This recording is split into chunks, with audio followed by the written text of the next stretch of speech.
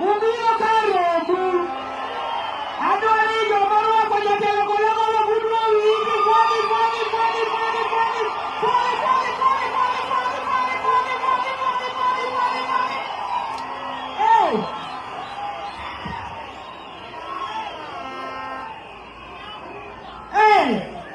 Aya chakiko jina mwani mwana jatelo leo.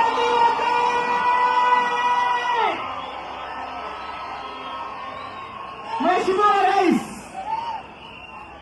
karibu Ndhiwa. Kabla ukuje hapa Ndhiwa, last year, hakuna rais yeyote ambaye alikuwa amekuja hapa Ndhiwa kutembelea watu wa Ndhiwa kwa ajili ya maendeleo. Siku rais alikuja hapa Ndhiwa ilikuwa ni Kibaki na alikuja kwa mazishi ya Ojoge. Kosaria Mokanyo. Wewe ndio rais wa kwanza kuona ya kwamba Ndhiwa pia ni Kenya. Kuona ya kwamba Ndhiwa pia inahitaji maendeleo.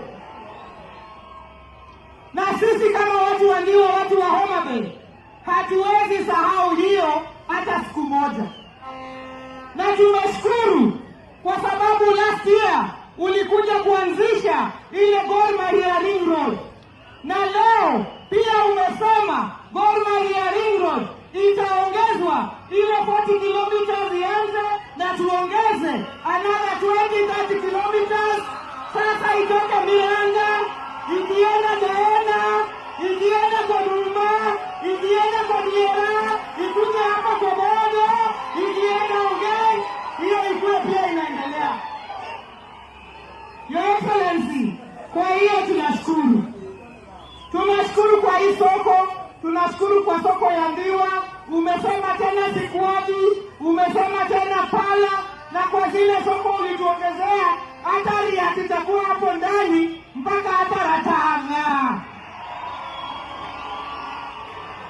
Your Excellency, leo umekuja kuanzisha stima hapa. Stima hii labda haitaeleweka leo, lakini sisi watu wa Homa Bay, unajua ikifika usiku, mvua ikinyesha kidogo, blackout. Mvua ikifanya namna hii, blackout. Lakini kwa sababu ya hii stima ambayo